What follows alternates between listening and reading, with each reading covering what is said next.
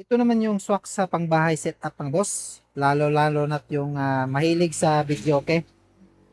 Ito yung mga gamit, isang amplifier, isang equalizer, at isang mixer. Tapos dalawang speaker box. Ito yung magandang gamit ng boss sa sound trip at sa video, okay? Yung setup nito boss o connection sa likod, ito tingnan natin. Yan baliktarin natin. Tingnan natin sa likod. Yan, ito yung galing sa ating mixer. Yan, main out yan, left and right. Ito yung kanyang kable. Ay, pumunta yan sa ating equalizer mga boss. Yan. Nag-input siya. Channel 1 at channel 2. Ito yung dalawang kable na ito. Kulay blue. Ito yung galing sa ating mixer.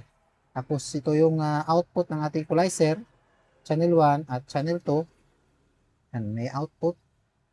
Ito na yung pumunta sa ating amplifier mo boss. Nag-input siya dito. Ganyan lang yung connection mo boss. Tapos sa speaker, yung speaker box natin, itong dalawa, ito Sondra, na D10 ho ito boss. Sa tingin ko, nasa 200 watts ito.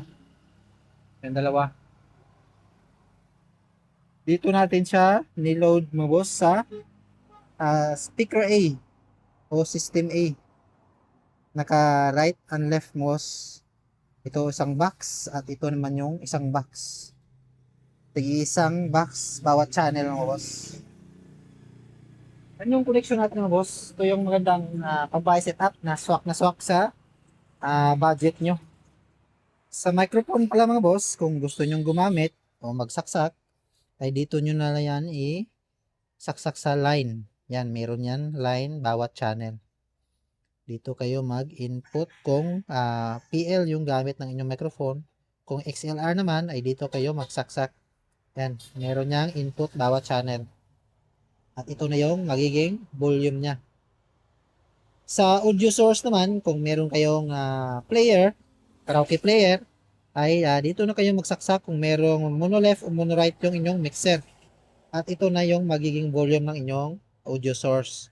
Kung cellphone or media player o karaoke player yung gagamitin nyo. At ito yung main volume ng inyong mixer mo boss.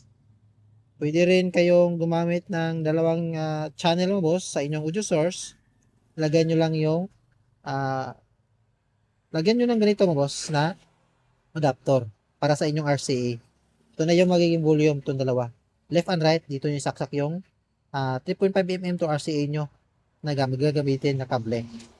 At yung balance o pan, lagyan nyo lang yan sa left and right.